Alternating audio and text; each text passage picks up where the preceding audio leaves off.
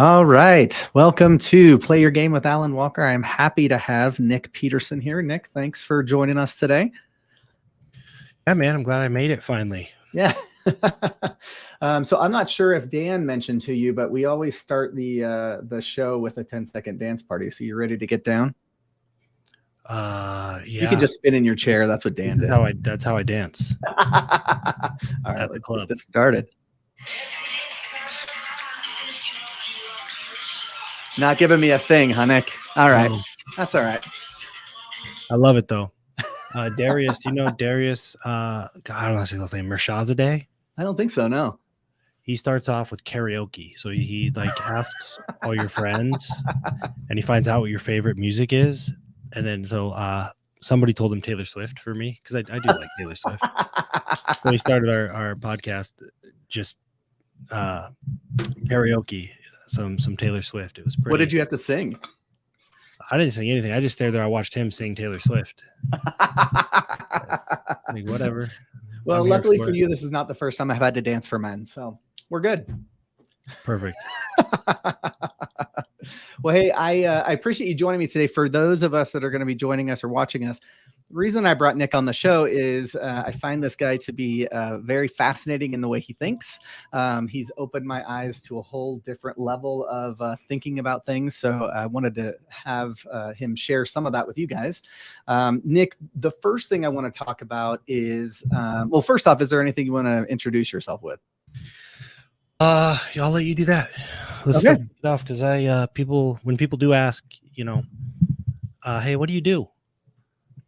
Say it depends on the day, and it drives people nuts. But that's that's me. So one of the things that first drew me to you, Nic, was the Wolfgang the Guardian Academy and the Guard Foundation. So we're going to talk a little bit about that, but I want to first start talking about Bumpers.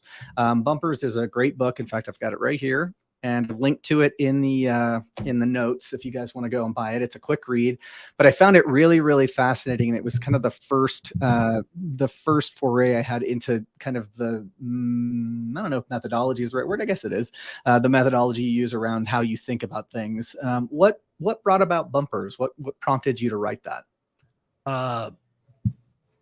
That's a good question. And Bumpers was never supposed to be a book. So I'll tell you how Bumpers became a book, and the sales velocity keeps increasing, which is crazy. So I woke up. I do this. This is actually, if we get into the crypto stuff, the same story. I woke up at I sleep like a baby. I sleep 8 hours a night. Every now and then I wake up at 3:30 or 4 in the morning, and it's like I have to do something. Mm-hmm. The thing's different, and it was like I sit on things for a very long time. It's part of our methodology. Like, don't make decisions too quickly. Let it sit on it. So I've been thinking about that question. What do you do? And at the time, it was fascinating to people, even probably more so now, that I jump industries. Mm-hmm. I do really well in the industry. And then I'm just jumping to another one, and then jump to another one, and jump to another one. And so the question comes like, how do you do so many different things? And then how do you do so many different things so well? And that question always bothered me because I'm not doing different things. You are labeling them different, but they're not different things, right? Like you could talk about like melting polar ice caps or losing body fat seem like different things, but in either case, it's negative feedback loops or positive feedback loops. Right. So it's like the underlying structure is the same. And it was bothering me, and I came up with all these ways to try to articulate it, and it wasn't. And I just let it go. And then it was a Saturday morning. It's probably 3:30 or 4 in the morning. I was like, I got it. I need to write this down because this is what I do. And I wrote for about 4 hours, and that's what Bumpers is. And then, so it's really just, how do you go into these really complex industries? And then you have I worked with the Florida Department of Health, the Indian River County branch, the endocrinology department at Johns Hopkins. And so it's like, oh, do you have a health background? No. Medicine? No. So how do you do this? It's like, well, how do I articulate this? And so I woke up and I wrote bumpers. I wrote it in about 4 hours, and then my business partner in California, Timothy Dick, was like, "How's it going?" Every day he'd walk in the office, "How's it going?" And you're just like, "Yeah, you know, same old, same old." I was like, "Hey, I wrote this thing. Will you read it, see if it makes any sense?" So he read it, and he's like, "Dude, can I share this with like Jeff Moore and some others?" So sure, whatever. And then I had an event. It's my mastermind, and we had about 40 people in my mastermind at the time, and they all came to California. And when it started, Tim was like, "Oh, hey, check this out." He printed off 40 copies of this thing that I typed up. And I was like, "Guys, maybe I should edit that, because Alan, you know me, I'm like typos all over, and I just write, I write like nobody's ever going to read it." I was like, "Hey, let me get you guys a new copy." And they were like, "No, leave it as it is." And then I started seeing people like be at the airport, and they'd be taking their printed out copy of bumpers with them. And I was like, "Huh, this is crazy. It's wild." And then my different business partner in North Carolina with Mastery Mode was like, "Hey, should we get Brian, who was our COO at the time, should we get Brian to just put this on Amazon?" I was like, "Well, sure, but maybe like we should fix the typos." We went to Amazon with typos and all, and it just stayed there for about 2 years. And then Joe Polish read it. And Joe Polish knows everybody. And so Joe reached out and he was like, "Hey, can I please get this published by like a professional? Because it's good, but it's hard to look at." And, so Joe introduced me to publisher, and they published it. And it's been, I see it everywhere now. It's crazy. Sometimes I'm watching YouTube videos. I see it in the background of somebody's video. Douglas James has it in the background of his, but the theme of bumpers is very, very simple in theory. It's difficult in practice, because the way that my brain processes things is assuming repeat exposure, meaning I assume that time is going to pass. And if it doesn't pass, then who cares? Because we're all dead, Right. So it's a safe assumption that time is going to pass, which means every decision we make, let's act as if it was repeated a gazillion times. Or every trade-off we make, let's assume that we made that trade-off over and over and over. And so it's really just the repeat exposure to the decisions we make. And what it really comes down to is appreciating when bad things don't happen. So everybody wants good things to happen. I get that. But if you really look back and you say, "Man, if I never made a mistake in my life, where would I be? If I never had to dig myself out of that debt," or, maybe you gained 30 pounds over time that, you had to get rid of. So you got back in shape, but how much time and effort, resources went into getting back in shape? Yeah, I shared about that actually earlier this week, and I was thinking of it in terms of I think in bumpers you mentioned weight loss as one example, right? I also talked about credit card debt. I mean, I know in my past I've racked up credit card debt and then celebrated when I got out of it without really understanding that I just got back to where I started. Like there was this like great dopamine hit of like, "Oh, I did this," but it was like, I didn't really progress at all. I just got back to zero, which that was one of the things that the book opened my eyes to. Yeah, there's some reasons this happens. I'm just going to rattle it off. And then the book's like 40 pages. So Oh yeah, it's super, super quick read. I love it. Yeah. This podcast will probably have more content than the book does. You got to think like, the brain loves dopamine. People celebrate when people get out of a hole. So if you're $30,000 in debt and you get out, it's like, "Oh, hey, congratulations." If you're overweight and you come back, or if you have a history of addiction, or being a delinquent and get in trouble all the time, and you clean it up, it's like, "Hey, great job, dopamine, celebrate." But we don't ever celebrate the person that never got into debt, or the person that never gained the weight, or the person that never went to jail. So it's not to diminish the, people getting their life back on track or taking it out of the hole. It's that if you look around, our brains love dopamine. They love it. And we know on some level that if we just dig ourselves in a hole and then climb back out, we're going to get celebrated. And there's going to be lots of dopamine. Mm-hmm. That takes time. It takes effort. It takes money. It takes resources. And you end up in the same place. And we do this in a lot of different ways. And so what if we just recaptured all that time, effort, resources, and actually put it to like moving forward? We would get celebrated less often, but we'd actually get closer to the things that matter instead of the yo-yo dieting, you know?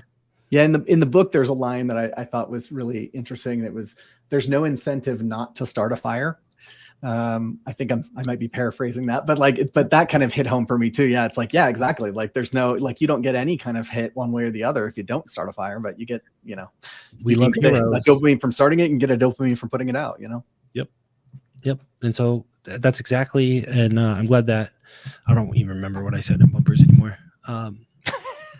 Yeah, there's no, like, first of all, super grateful for the people that put their lives on the line, firefighters, policemen, all that stuff. But we love a hero. Mm-hmm. Firefighter breaks through the window, saves a family, celebrated. Mm-hmm. Yep. Well, the neighbor's house was built to be fireproof. Is anybody celebrating the guy that built it to be fireproof? Mm-hmm. Right. No. So ultimately, not appreciating when bad things don't happen, we all just kind of lean towards bad things happening so we can fix them. Mm-hmm. Or looking for bad things to fix. So prevention, you hear it all the time in health, weight loss, the battle against drugs, mm-hmm. All that stuff. It's like, an ounce of prevention is worth a pound of cure or whatever. And that's true, but our brains aren't wired that way. So it takes a very, Warren Buffett is a good example. That's how somebody behaves when they appreciate when bad things don't happen. And it is boring. Yep. Except it is boring day to day, except you get the things that matter the most. You're actually going to enjoy the things that matter the most to you. And that's the trade-off.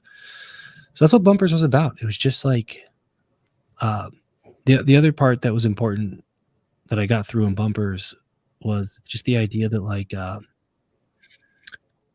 I kind of was poking fun at myself for writing a book because like intellectualizing stuff doesn't help. Like, right. You can sit around and read about and study and be able to recite and teach all the various theorems of aerodynamics, but you can't ride a bike. And like this 6-year-old kid over here can just ride a bike. So who's really more useful? Mm-hmm. Yeah. So it was just appreciating bad things will happen. And then action comes before words. Doers are not as handicapped as thinkers are. Right. Yeah, in the book you mentioned, you don't need to know what the color blue is called in order to use it. And I think that goes just straight to that point. It's like, I think a lot of times, I know for myself personally, I want to understand everything start to finish before I want to start. And there's, I'm not saying you should always just go forward without any research, but I do think that I've learned that in real estate. I've learned that with my coaching, like it is more important to go do it and learn your lessons. And then you get to do the next one better and the next one better and the next one better. If you're just waiting to understand everything, you'll never make any progress. Yeah. And I love that example because it's really common. Investors, anybody really building anything. But Dr. Jeff Spencer, I'll cite that. Dr. Jeff Spencer says all the time. Now he travels with U2 when they're on tour. Richard Branson, he was the mindset performance coach for all 9 Tour de France victories. Like the dude is a world-class mindset performance coach. Yeah. Incredible amount of wisdom. And he's told me since I've met him, he's like, look, you want to play at the level that we play at, which is top 1% of the top 1%. Mm-hmm. If you show up and you don't have like a limp or some scars, we don't trust you. Right. Yep. Yeah. It means you intellectualize all this stuff, but you clearly haven't done it. Because if you do it, you're going to be hobbling around by the time you get to this level. Mm-hmm. And it's just you can tell who's been through it and who's just thought about it. So from Bumpers, I got it from Nassim Nicholas Taleb, where they set up these first they had these strings, like a red string and a blue string and a yellow string, and they're like, whatever word, that's yellow, hold up the red one, that's red, hold up the blue one, and they say that's red. Mm. So they're thinking, okay, they're colorblind, right? That's we've tested all this stuff, they're colorblind. So that's a biological problem. Then somebody came back and said, wait, hold on a minute. So they set up a pole, like a blue pole, a red pole, a yellow pole, and they matched the red string with a red pole, the blue one with the blue one, and the yellow one with the yellow one, which means they weren't colorblind. They just didn't have a word for blue. So they weren't biologically colorblind, they were intellectually colorblind. And that's what happens when you don't actually do stuff, is you miscategorize what's going on. Yep. So, you can, the whole point, the reason I told that is the thinker is handicapped by their vocabulary. The doer is not. Right. You don't have to explain how a bike works to get on the bike and ride it. So it's the person that needs to intellectualize it that is handicapped more so than the person that just does it. Yep. Ideally, you can do both. You can do a thing and then think about it, and then do a thing and then think about it. So one of the things. Oh, sorry. Go ahead. That was a lesson there. One of the things that I really enjoyed about bumpers too is there's a line and kind of a section that talks about nobody wins a game they don't want to play, and that like helped me understand too the idea of bumpers, right? Because like I can do a lot of things, but like if it's not what's actually getting me where I want to go, I need to bounce off the bumper and say, wait a second, like yeah, I could probably do that and make money, but is that where I want to go? And that has been really fundamental. I mean, I've probably known you for about 1.5 years now. And like that has been the biggest shift for me, is just that realization of like, I get to make my own rules and my own bumpers that are no one else's. And I don't have to explain them to anyone if they don't understand. There's real power in that, I think. There is. And that, the obviously play your game. That's the title of this thing. Yep. Is everybody is so unique. And generally speaking, that's their greatest gift. Yep. And then we work so hard to try to be like everybody else. Right. It's like, hey, we all wish we had superpowers, but at the same time, we do everything we can to not lean into the ones that we were gifted. It's very unique to you. Mine's unique to me. So I can't watch you and figure out how to use my superpowers. But that's how we're wired. We're just like, what's everybody else doing? What are they doing? So yeah, it's knowing, it's really playing your game, setting your own rules. The bumpers thing is like, I'm going to go super, super esoteric here. So I apologize. Let's dive in. But there's this concept, and I hate when people talk about this. So here I am being hypocritical, but entropy. Through the lens of entropy, a whole lot of things that you think like the world is against you, you run through the lens of like basic laws of thermodynamics, and it starts to make sense. Meaning, you can move really fast, but there's an infinite number of directions you could go, and there are only a few outcomes that you would deem acceptable, and that is entirely personal to you. Right. So it's like when you build a sandcastle and you just make it perfect, and the wind blows and the water blows it over and a seagull comes and, shits on it. Excuse my language. It's like, why is the world against me? Well, it's not. It's actually that the universe, entropy, there are an infinite number of shapes that this sand can take. Right. So that's one. It's like you got to understand there's an infinite number of, you can move really fast and go in the wrong direction because there's an infinite number of directions to go. So you have to be very, very intentional about, what we call bumpers. Is if you really care about the outcome, then you have to make sure you don't go too far off track, first of all, and you have to babysit it. And what the reason we struggle with that is we feel like somehow the universe should also want the sand to look like we do. Right. It doesn't care. Nobody else wants the sand to look like you do. The universe doesn't care. The wind blowing, so it's just understanding that, okay, if there's an infinite number of shapes that all these things can take. And if I can get clear on a few that are very, very important to me, I can then put up the bumpers. I can avoid the things that prevent those things from happening. And if you really understand that, then you start, in my opinion, you start to understand, holy shit, that's a lot of work. So I can't possibly have 15 different outcomes that I need. Like, Right. so the solvable problem. It's like, what are one or two or three things that are really important to you? Because you can't prevent bad things from happening to everything all the time. So there's just one, prevent bad things. Make sure that it's like bumpers in a bowling alley. Yep. Right? Make sure that you're staying out of things that get you further away from what you want. And then understand you can't micromanage everything. That's just part of it. So what is your game? Make sure your style, your game, how you play, things you like, that has to stay top of mind. And then if okay, this is my style, these are my strengths, this is what I want, it really becomes a game of repeat exposure. How do I prevent bad things from happening? Mm-hmm. We have I think we probably talked about this on the CCA Elite call the other day.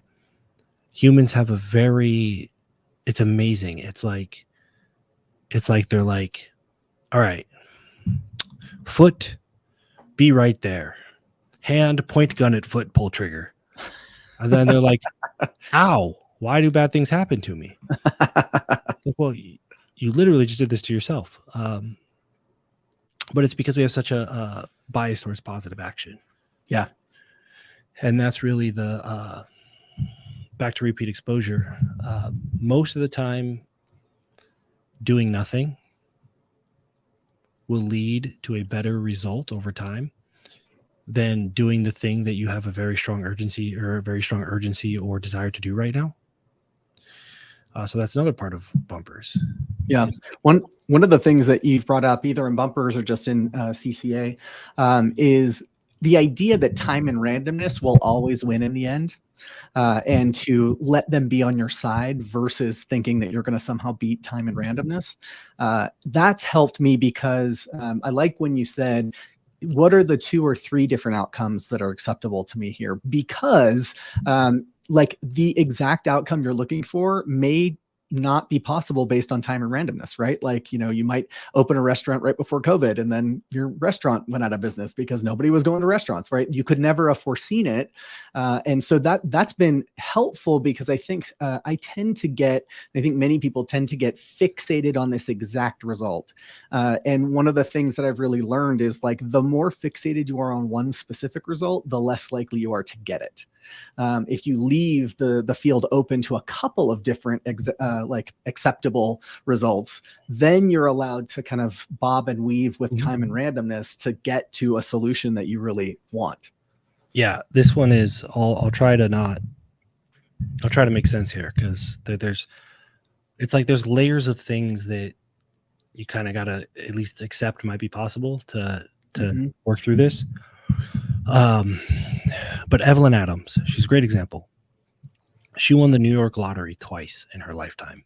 Mm-hmm. Do you know what the odds of winning the New York lottery twice in your lifetime are? I mean, billions to 1. Yeah, it's like 1 in 70 trillion. Yeah. Wow. It's so how like, wow, what are the odds? And so they ran all this math, and you can Google it, get the exact numbers. They ran all this math, and it was just so improbable. Now, the thing with probability is that it retroactively fits the details, meaning how likely is it that this person would win twice in their lifetime? But that's after the fact. Yeah. So it's not like she was born and then when she was like 8 or 9 years old, she was like, I think I'm going to win the lottery. And then it happened. That would be a totally other different mind-boggling thing. Right. So if we don't retroactively fit, so another group of researchers came and they said, wait a minute, let's think about this a different way. How likely is it that somebody gets that lucky somewhere in their lifetime? And it's like 1 in 30. Ah. Okay. So it only seems improbable because the exact way it happened was detailed out. Mm-hmm. Somebody getting that lucky somewhere is pretty probable. It's very similar to like You ever run into someone on vacation and you're like, whoa, what are the chances of seeing you here? As soon as you see their face and you're like, this person in Hawaii, that's weird. You've retroactively fitted all of the probabilities. It's very rare. But you didn't call that out ahead of time. So it's actually extremely likely that you run into somebody that you don't expect to see somewhere you don't expect to see them. Right. Happens all the time. And so what that means is that the more exact or rigid you are with the details about how the luck has to happen, the less likely it's going to happen that way. Right. So if I said, yeah, I think I'm probably going to see Paul Sparks randomly in London on this date. Almost certainly not going to happen. Probability very, very low. But if I said, I'll just pay attention. I'll probably run into someone I don't expect to see them. It'll happen sometime soon. So when we talk about priorities and goals and stuff, the way you increase the probability that luck is on your side is you don't name every time you go, okay, this is exactly what needs to happen. I need to run this ad campaign. I need exactly this many. Every time you decide exactly what it needs to look at, you are driving down the probability that you get the outcome that you expect.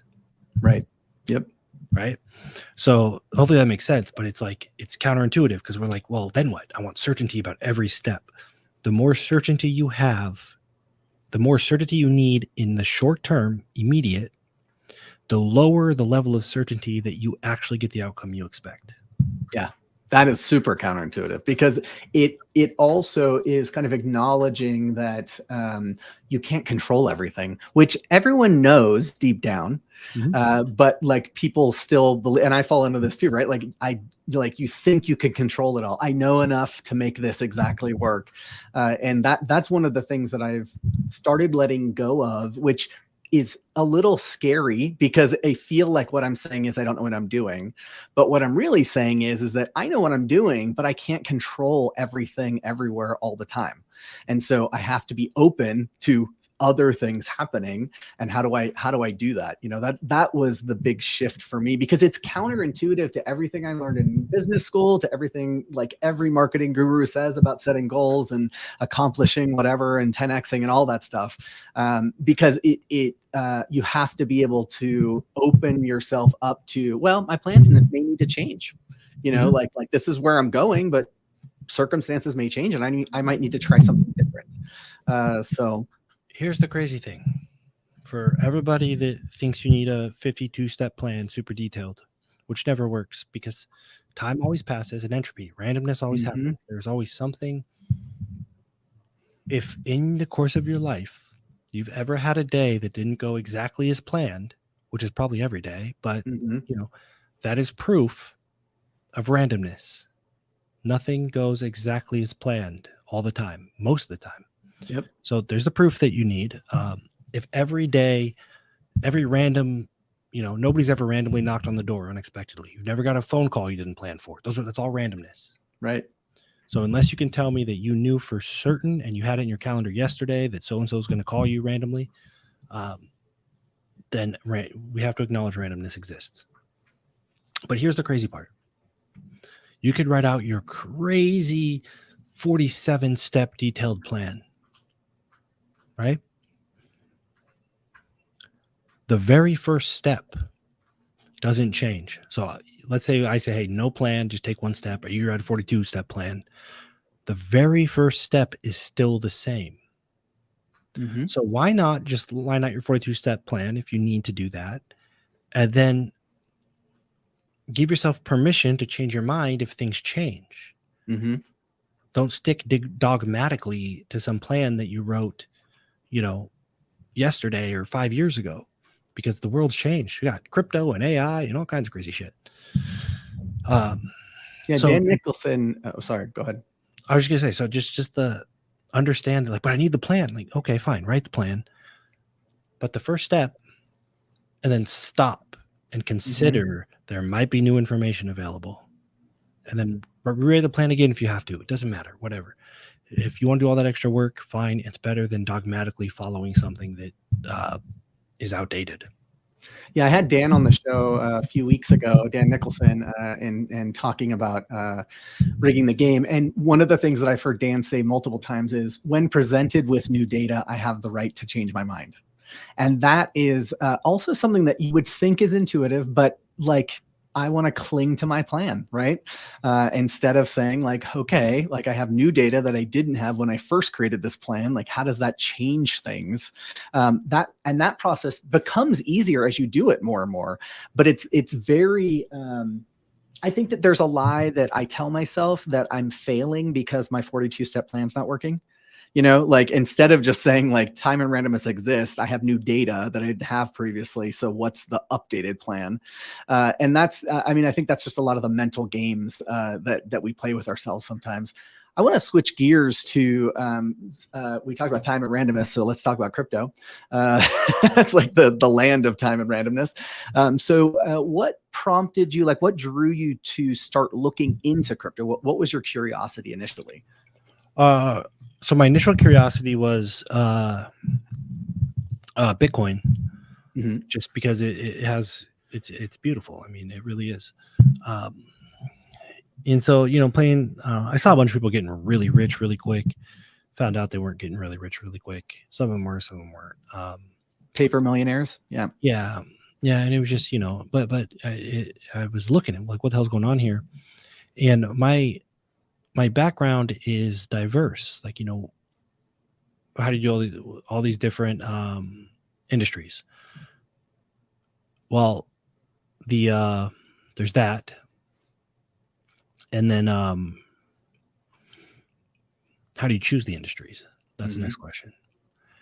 And what I look for is what I now call, I didn't have this language before, the adaptive dilemma, which is so I started with fitness and then nutrition and then a ton of business development stuff and then finance and then crypto, where it's like people want this thing. They want to get in shape. They want to make money. They want to make more money with crypto. But their behavior is the problem. And so it's like, that's what's fascinating to me. So as I was watching these people trade, it was like, I'll give you an example. And this isn't just, I'm not picking on one person. This is a majority of people, which is why it's interesting to me. You have like, I love crypto because I hate the US dollar. Right. The dollar sucks. Yep. But then they measure all their success in US dollar. And it's like, this is fascinating. So you think like your beliefs are diametrically opposed. You think you hate it, but the only way you measure success. If you loved Bitcoin and you hated the dollar, when Bitcoin went down to the US dollar, you would be over the moon. You'd say, yes, I could buy more Bitcoin with my dollars. If Bitcoin goes down right to the US dollar and you're like, oh no, then you actually really want the dollar. That's what you want. So your words and your behaviors are not aligned. And this is fascinating to me. So that's what sucked me in, was like this dissonance. I'm super attracted to, I hate seeing it, but my brain always goes like, wow, there's a lot of dissonance here. Fitness the same way, nutrition the same way, finance the same way. And so what really I think everybody was kind of interested in what crypto was. What really sucked me in to immerse myself in it was just the amount of dissonance that it created and the speed at which it created it and the aggressiveness in which people would like, you can, in life, you can be like, yeah, I really, my number one goal is to spend more time with my kids. And then like months, weeks later, you make some decisions where you're not spending some more time with your kids, but there's like time in between the value being espoused and then violating it. Right. In crypto, it's like they're violating what they're saying in real time. As it's coming out of their mouth. Yeah. Simultaneously, they are fearful and greedy and they hate the US dollar and want more of it all at the exact same time. And so I was like, whoa, this is fascinating. And that's really what sucked me into it. And really like, the Garden Academy and the Wolf Den and all that. It's really just a vehicle to, as you know, it's like, hey, we're going to teach you some stuff, but really all we're teaching you is like, you see how you said this, but you did this. I don't care. I don't care if you do what you say or you change your words to match what you do. No judgment. but there's a gap there. So I'm just trying to say, hey, close that gap. If you hate the US dollar, like you say, hey, you hate the US dollar, but then you measure everything in US dollar, one of those things is wrong. I don't know which one. I'm not going to tell you which one. Right. But align them so that you can actually make decisions that get you what you want. When you believe that you hate something, but it's really what you want, how can you win? Yep. And so that's, all the crypto stuff. It's like, cool. And, there's opportunity to make passive income. There's opportunity to replace active income. There's opportunity for generational wealth, just like any other new technology. Yep. But none of that's going to happen if you're saying, yeah, I'm rowing north, and you're like rowing southeast. Right. You're not going to be happy with where you end up. Yeah. And your friends and your family are going to be confused because you tell them this whole time, we're going north, and you're rowing in the other direction. So that's the fascinating thing about cryptos. I've just never seen so much dissonance and like diametrically opposed beliefs all at the same time in one person. And what did you end up doing, or what do you do in crypto? For those of people watching that haven't met you before. No, it depends on the day. So the interesting about crypto right now is what I'm really deep in is the regulatory stuff, because there's like what people think they want, how they behave, and then what they can actually do. So pretty deep in the I have two amazing legal teams, one in the U.S. and one international. I spend a lot of time like looking at the regulatory component, because I'm looking at the mass adoption. Yep. And how do we, so when we think about mass adoption, it's okay, business X, Starbucks, they're on Polygon now. But you say, okay, here's what Microsoft doesn't want to do. They don't want to go try to pick a coin and hope it goes up, like that's not how real adoption happens. It's if we could use blockchain technology to drop Microsoft's expenses by $100 million, right? That is the technology improving an already successful company. That's what I'm looking at. Right. How do we get through to these people? As long as people are getting rich off pictures of monkeys and stuff, awesome, great for them. But that's not actually facilitating adoption of a new technology, which is really like a lot of companies do a lot of really cool stuff and they help people, and blockchain is incredible. So I spend a lot of time there. We do that through Grey Wolf Labs is a publishing company. So we published The Wolf Den, The Guardian Academy, Evan's Penguin Posse, which is cool. And they're all doing stuff in the real world. We got Recovery Punks. And what we have coming up is a great example. Danny Zalisco, he's a legendary show promoter. It's probably $150 million personal collection of like, he would promote the Beatles and he'd write in the contract after the show, you autograph guitar and give it to me. So he has the original contracts, all this memorabilia over 50 years. It's 3 houses and 5 warehouses full of. Oh, that's nuts. It's amazing. And we took our Grandmaster collectors to see it. So we're doing a project together, and it's like, what do collectors care about? Provenance, right? Like certificate of authentication. Is this real? Pokemon collectors, baseball card collectors, anybody. It's how, there's a huge process to see if this is real or not. Blockchain fixes that. Blockchain is amazing for provenance. You can actually see exactly what block it was created and by who. So as a collector, the provenance is interesting to him. And what do artists care about? Royalties. Blockchain is amazing for royalties. Ticketmaster takes like 15 to 20% of the sales, and then StubHub, which is the scalping, takes about 15 to 20% of the sales. None of that goes back to the artist.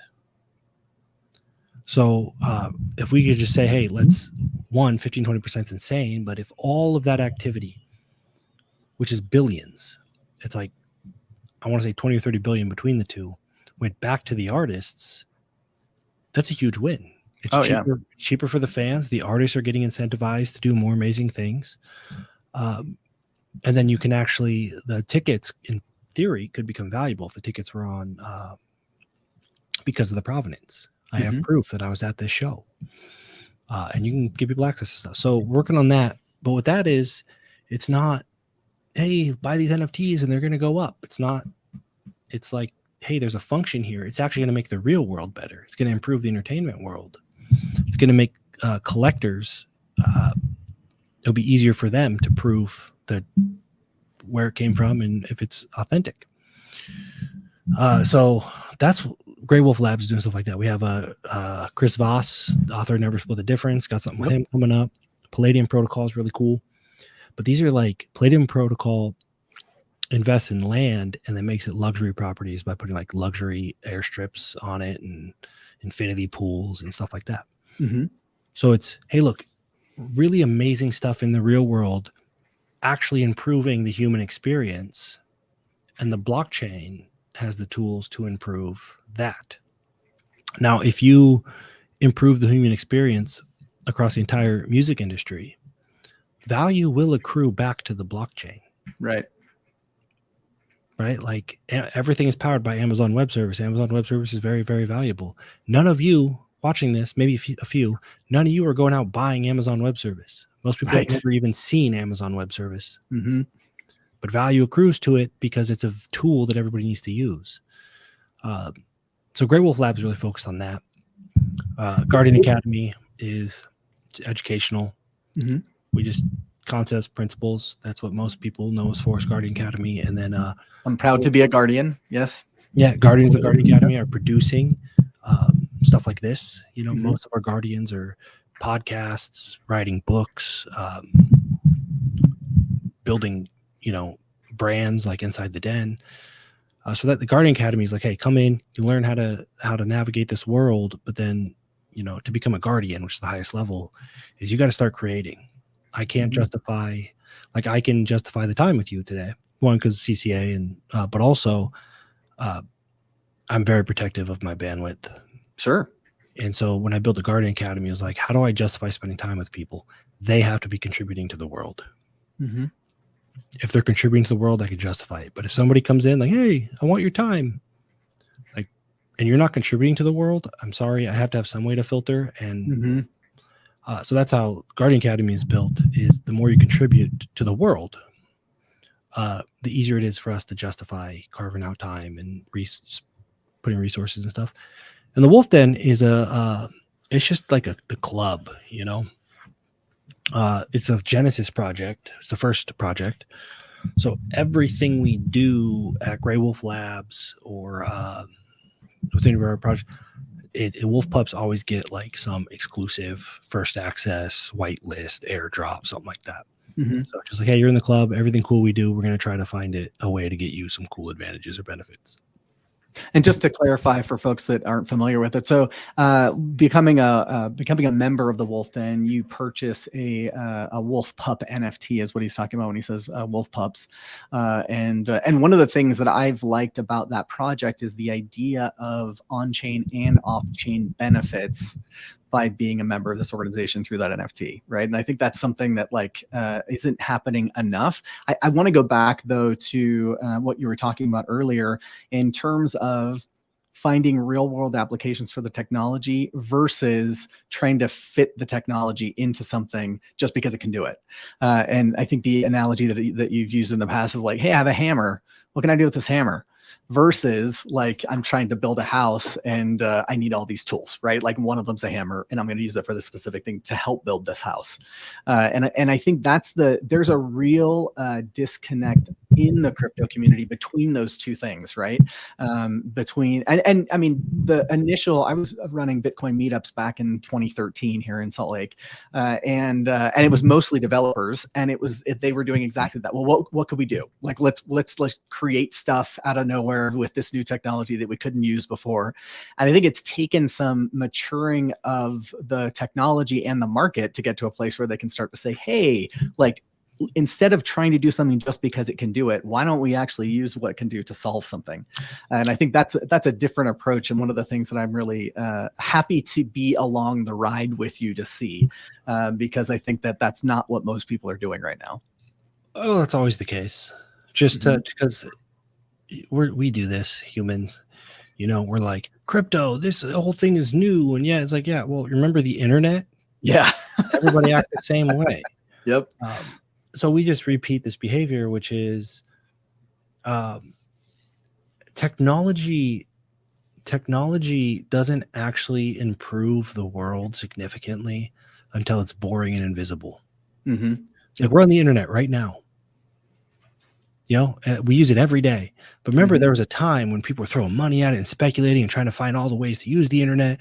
Sure. It's not until you're like, all right, whatever, that you stop trying to. It's like it's function over form. You stop worrying about the form, like the sexy thing, right?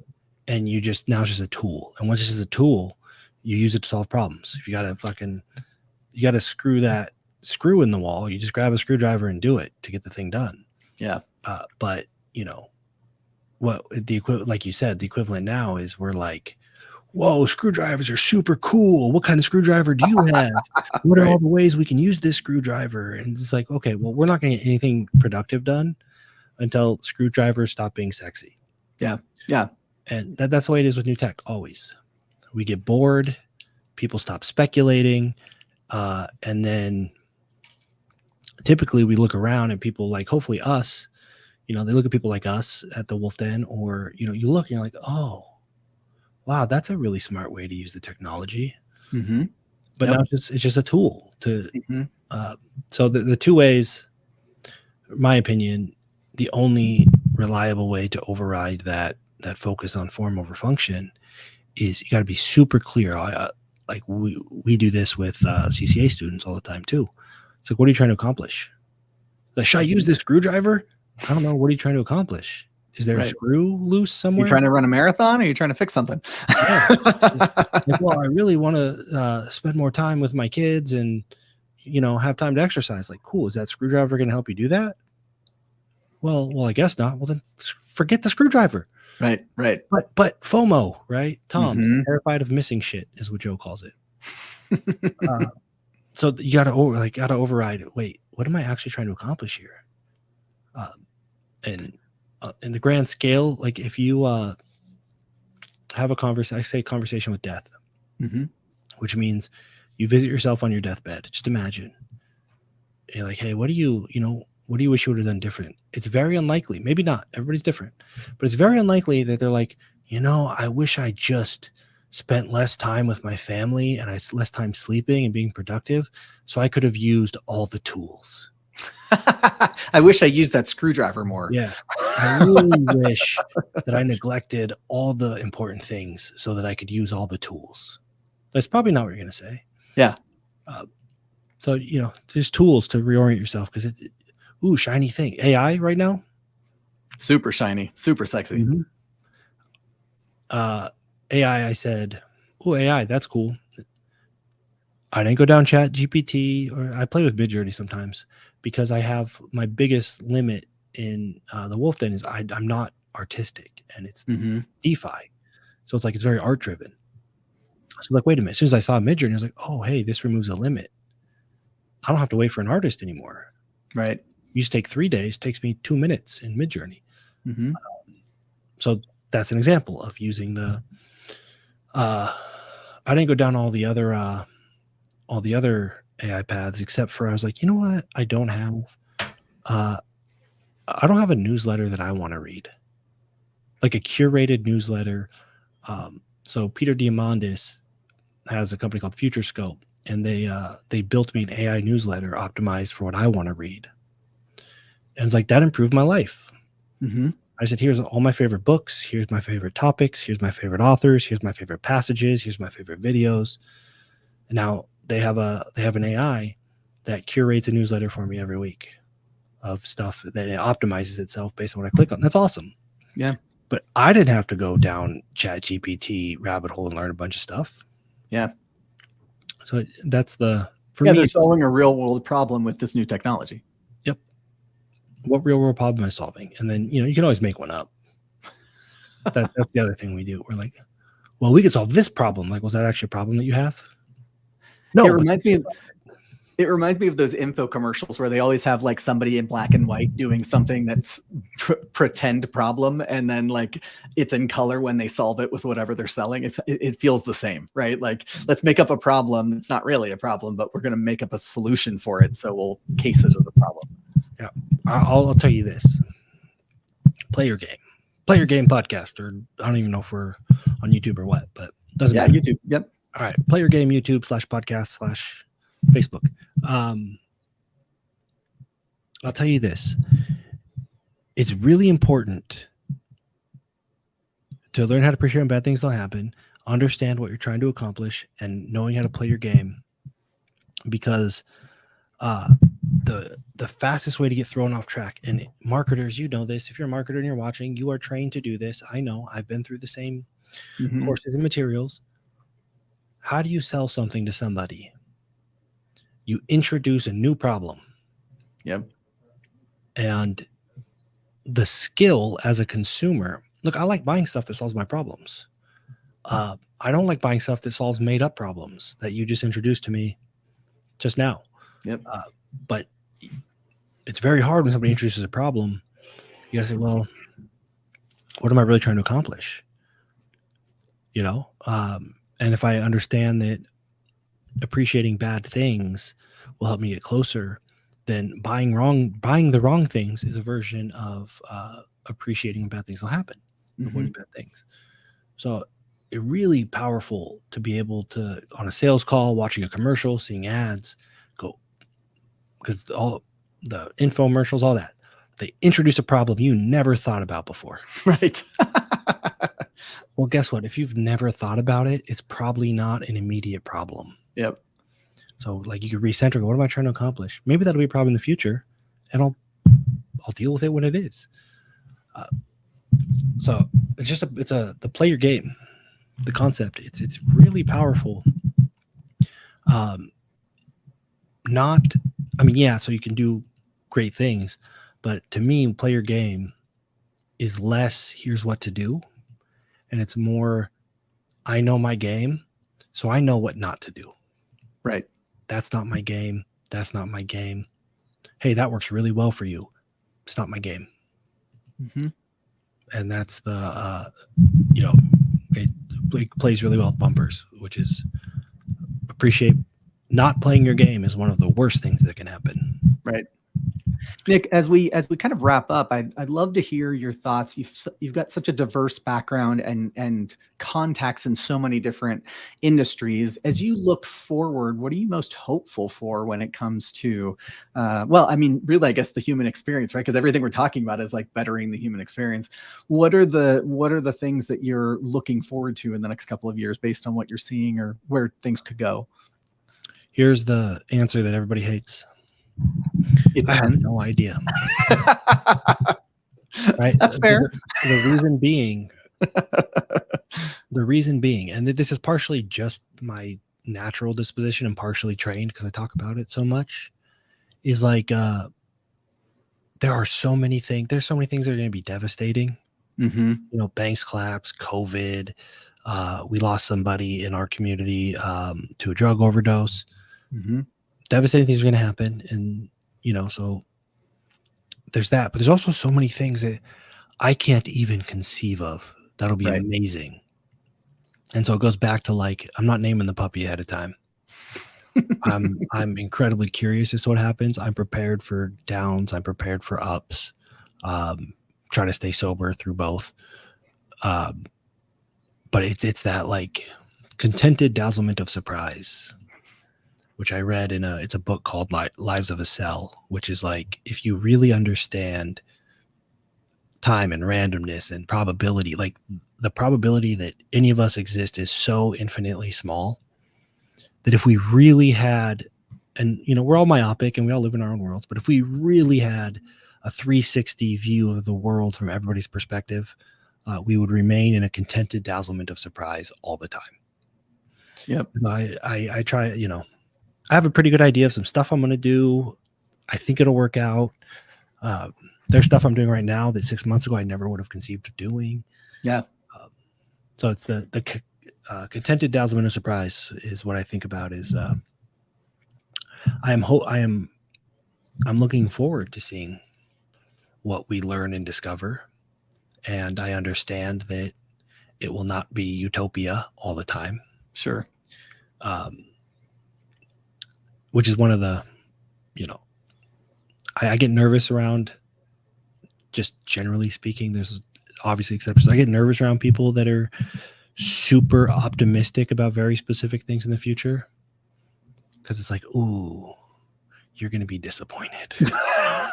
Like you're being way too specific about like what's going to make you happy, and it's very unlikely things work out exactly that way. So I'm always a little bit, I'm happy that you're optimistic and hopeful,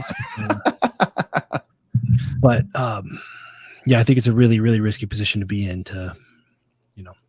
Yeah. One of the things that you mentioned in bumpers, which I've kind of mentioned on multiple shows and in my posts and conversations with people, especially my mastermind, is it's really about focusing on the rolling average and things increasing generally, right? You can't know the exact line.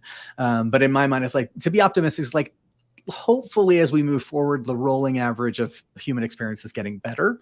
And, if you look at like 100 years ago versus now, I'd say things have gotten better.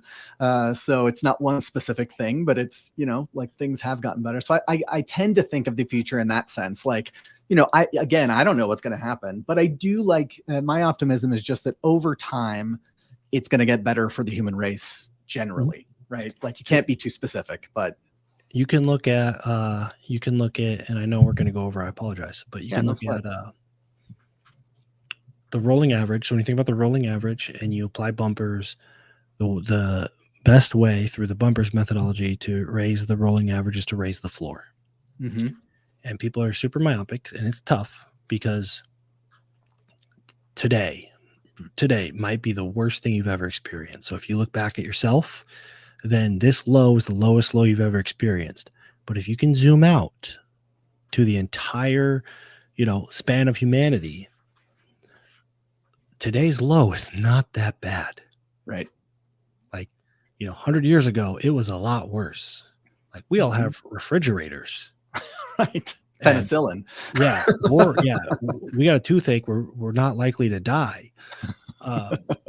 So it's tough to think that way. But yeah, so if I think about if you zoom out, are we raising the floor? Mm-hmm. And I think yes, absolutely. The worst case scenarios in the world today are a lot better than the worst case scenarios in the world 100 years ago. Mm-hmm. They're a lot better than 100 years before that. So that's I expect that to continue. But any given day, somebody might be having the worst day of their life. It might legitimately be the lowest low for them. So there's a distinction between individual and collective. Mm-hmm. And that's tough. It's hard to appreciate because frankly, if you're at the lowest of your lows, it's really hard to really give a shit about. Yeah. Like, who cares what was happening 100 years ago? I'm miserable today. Right.